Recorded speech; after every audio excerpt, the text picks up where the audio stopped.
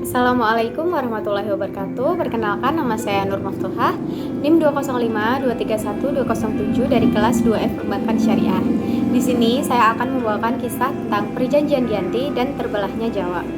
Perjanjian Giyanti lahir sebagai kesepakatan segitiga politik antara Pakubuwana III, Pangeran Mangkubumi dan Perserikatan Perusahaan Dagang India Belanda atau VOC pada 13 Februari tahun 1755.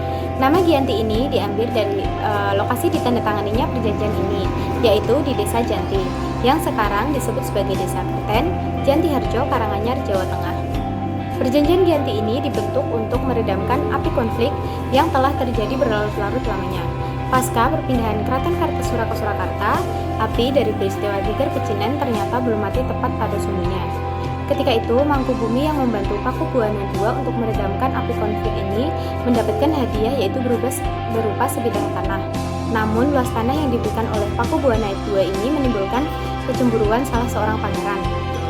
Salah seorang pangeran ini pun mengeluhkan ketidakadilan tersebut kepada Gubernur Jenderal Baron van Imhoff.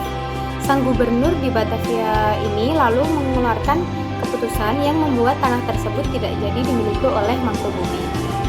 Menurut cerita, akhirnya ia meminta izin kepada Pakubuwana II daripada bagian Mangkubumi dikurangi, lebih baik Mangkubumi dibuang saja hingga Mangkubumi tidak bisa kembali lagi ke Jawa. Akhirnya ia pun diberi uang saku oleh Pakubuwana II sebanyak 3.000 real untuk makan bersama anak buahnya. Malam harinya pun ia pergi dan sejak itulah perang Pakubuwana III pun pecah. Puluhan prajurit tumbang pada perang ini. Perlawanan ini mendorong Gubernur VOC Jawa Utara yaitu Nicholas Harting mengambil iktikat untuk menyelamatkan daerah operasionalnya secara tertutup dengan berunding dengan Pangeran Mangkubuwana. Setelah beberapa kali berunding, Harting pun bersepakat untuk mewujudkan keinginan Mangkubumi yang juga ingin menjadi penguasa di tanah Jawa.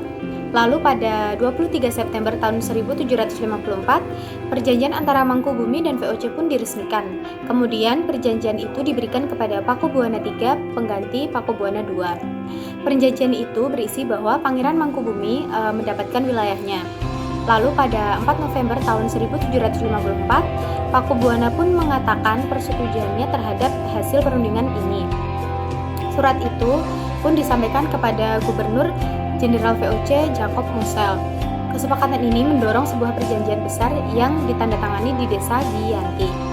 Penandatanganan perjanjian Giyanti ini menjadi pangkal dari terbelahnya Jawa menjadi dua bagian yang dikenal dengan Palihan Nagari. Hal ini menjadi awal mula naik tahtanya Mangkubumi di Yogyakarta sebagai Sri Sultan Hamengkubuwono I. Lalu pada tanggal 15 Februari tahun 1755 terjadi pertemuan untuk meneruskan pembagian aspek atribut keraton, yaitu seperti keris, bahasa, tarian, lalu belangkon, pilah penampilan, gaya, dan lain. Lalu keterbelahan masyarakat Jawa ini tidak terjadi seketika pasca perjanjian Giyanti ini diresmikan. Seperti bahasa, karena bahasa itu terpengaruh dengan lingkungan dan kebiasaan, sehingga perubahannya pun tidak dapat diprediksi. Perjanjian Giyanti yang tidak merinci pembagian wilayah ini menimbulkan rentetan-rentetan peristiwa atau konflik antar dua kerajaan. Pasca perjanjian Giyanti ini, Raden Mas Said yang saat itu membantu Mangkubumi masih melakukan pemberontakan. Ia terus menuntut hak untuk menjadi penguasa wilayah. Pada Oktober tahun 1755, ia berhasil mengalahkan salah satu kelompok VOC. Kemudian pada Februari tahun 1756 pun ia juga hampir membakar salah satu keraton di Yogyakarta.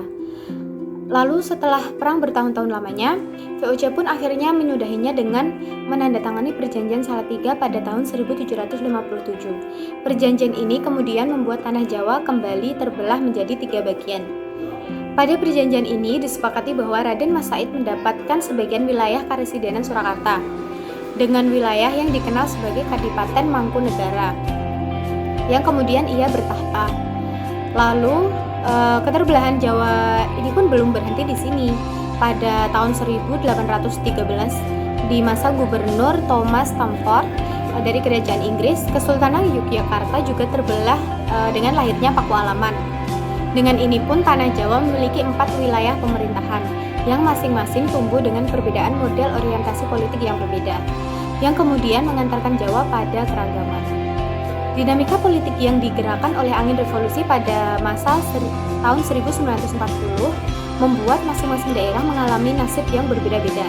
Hal ini berujung pada perbedaan status wilayah. Lalu di masa Republik Indonesia, Kasunanan Kadipaten Mangkunegaran pun menjadi situs cagar budaya. Sementara itu di Paku Alaman menjadi bagian dari daerah istimewa Yogyakarta.